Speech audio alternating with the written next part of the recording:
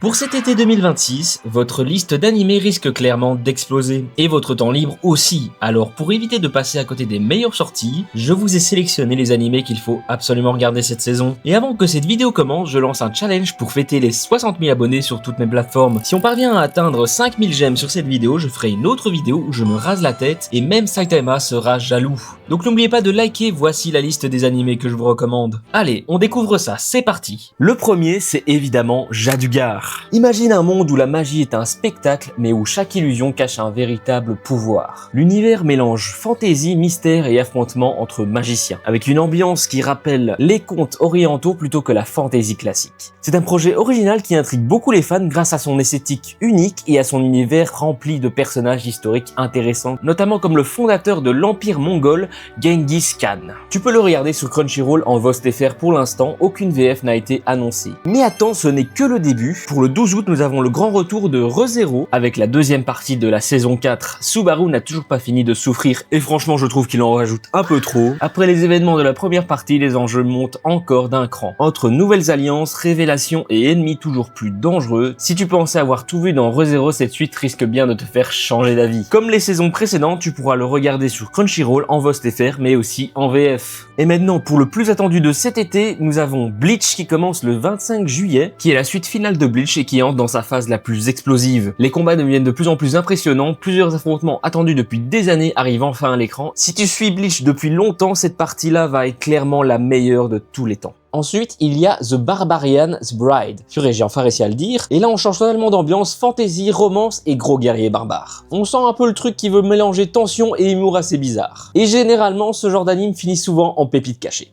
Donc allez le voir. Et comment parler d'un animé de cet été sans parler de Yomi no Tsugai? Cet animé parle de jumeaux qui sont séparés à leur naissance parce qu'une ancienne prophétie affirme qu'ils peuvent changer le destin de leur monde. L'histoire suit Yuru et Asa, un frère et une sœur qui vivent chacun de leur côté sans même savoir ce que l'autre est devenu. Yuru grandit tranquillement dans un village perdu au milieu des montagnes, mais un jour tout bascule, son village est attaqué, sa vie vole en éclats et il découvre que sa sœur est toujours en vie, mais qu'elle est au cœur d'un immense conflit. Et là l'histoire prend une autre dimension. Dans cet univers, certaines personnes peuvent conclure des pactes avec des démons, des créatures surnaturelles qui combattent à leur côté. Chaque démon possède sa propre personnalité et ses propres capacités, ce qui rend chaque affrontement complètement différent. Mais plus Yuru avance, plus il comprend que cette guerre ne tourne pas seulement autour de lui ou de sa sœur. Leur naissance cache un secret qui intéresse les plus puissantes organisations du pays. Tout le monde cherche à mettre la main sur les deux jumeaux avant que la prophétie ne s'accomplisse. Petit détail qui fait vraiment plaisir, cet anime est adapté du manga de Hiromu Arakawa, la créatrice de Full Metal Alchemist. Si tu aimes les histoires avec des personnages attachants, un univers bien construit et des révélations qui s'enchaînent, tu retrouveras clairement sa façon d'écrire. L'animation est réalisée par le studio Bones, le studio derrière Full Metal Alchemist Brotherhood, My Hero Academia ou encore Mob Psycho, autant en dire que les combats risquent d'envoyer du lourd. Entre mystère, action, créatures surnaturelles et complot, cela pourrait être bien l'une des plus grosses surprises de l'année.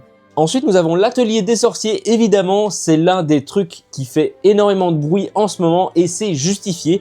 Allez le checker directement si ça parle de magie. Et on a aussi un Gojo. Visuellement, c'est juste incroyable. La hype est à son paroxysme. Allez le regarder directement. Ensuite, nous avons Mariage Toxine. Et ce titre-là, beaucoup de gens ne parlent pas encore assez bizarrement. Mais retenez bien le nom parce que entre assassinat, relations humaines et humour bizarre, ça peut très vite devenir le genre d'œuvre qui explose, surtout quand les apparences peuvent être trompeuses. Je n'ai encore jamais touché de fille en étant en mission. Ou puis-je vous toucher sans vous embarrasser? Oh, il ne faut pas vous en faire pour ça. Après tout, je suis un homme.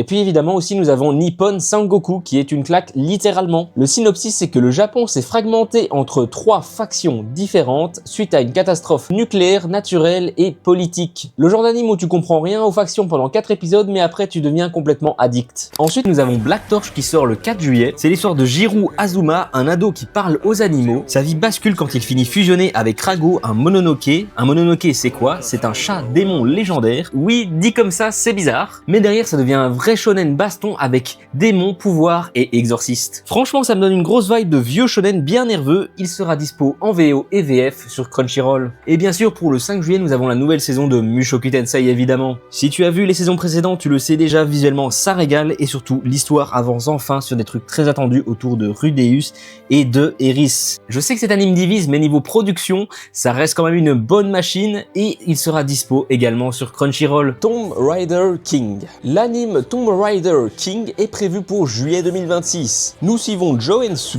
un pilleur de tombes trahi et tué qui revient 15 ans dans le passé. Grâce à ses souvenirs, il part conquérir les reliques légendaires avant ses ennemis, je vous laisse deviner où, dans des tombes. Décidé à dominer le monde bouleversé par l'apparition de tombeaux mystérieux. Ensuite, pour les fans d'isekai, nous avons la saison 2 de Un chevalier squelette dans un autre monde. C'est un animé assez sympa, je vous conseille d'aller y jeter un œil. Ensuite, nous avons Sparks of Tomorrow qui sortira le 5 juillet. Ce mec est prêt à changer le monde avec une invention que tout le monde croit impossible. Dans un Kyoto où la vapeur domine tout, Kihachi rêve d'une seule chose, ramener l'électricité. Mais après la disparition de son grand frère, il abandonne complètement cet espoir. Mais tout bascule quand il rencontre Hinako, une jeune fille qui cache elle aussi un lourd passé, et ensemble, ils mettent la main sur un mystérieux catalogue rempli d'inventions capables de changer le futur. Alors avec cette idée en tête, ils partent à la recherche de la vérité, sauf qu'ils ne sont pas seuls. Un puissant héritier est prêt à tout pour récupérer ce catalogue avant eux. Non seulement ils doivent survivre à leurs ennemis, mais en plus de ça, ils doivent affronter leurs propres blessures pour réaliser un rêve qui pourrait révolutionner tout leur monde. L'anime s'appelle Sparks of Tomorrow et est disponible sur Netflix en VO et VF. Pour les romantiques, vous êtes gâtés, il y a Je veux t'aimer jusqu'à ta mort. C'est un anime de dark fantasy Yuri prévu pour juillet 2026. Encore, décidément, le juillet, ça va bombarder. Donc, dans un monde ravagé par la guerre, Shina, une jeune fille qui rêve de paix, rencontre Mimi, une combattante immortelle envoyée sans cesse au front, donnant naissance à une relation fragile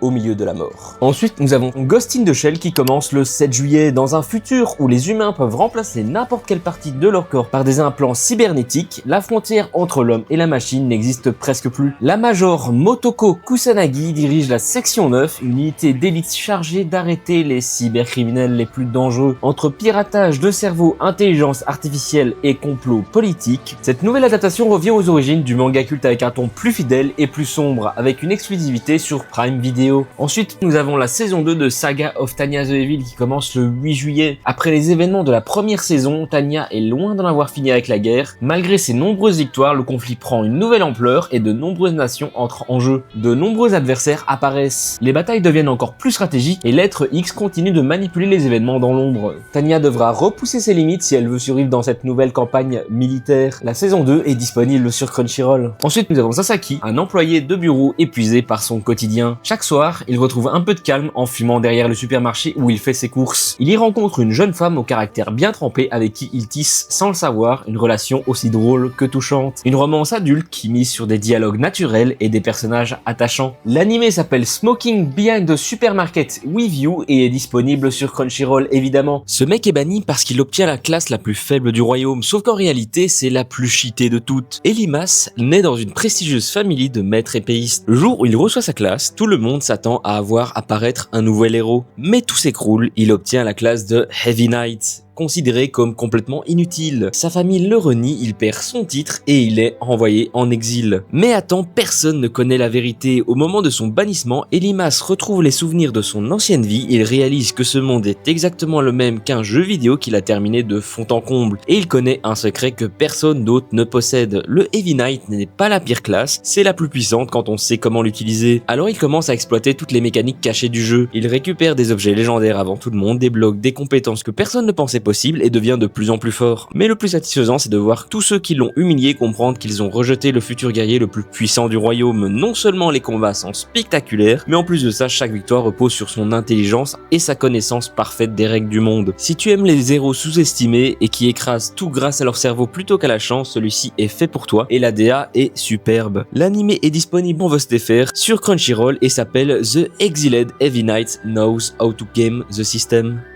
Bon voilà, maintenant vous n'avez plus aucune excuse pour dire qu'il n'y a rien à regarder cet été. Dites-moi votre top 3 en commentaire, je lis absolument tout. Et surtout n'oubliez pas les 5000 j'aime pour le défi parce que franchement je ne suis pas encore prêt à finir chauve. Abonnez-vous pour ne rien rater des prochaines sorties et des meilleures recommandations. J'ai d'ailleurs un assortiment de recommandations dans la section short si vous en voulez encore. C'était Dodo, à la prochaine.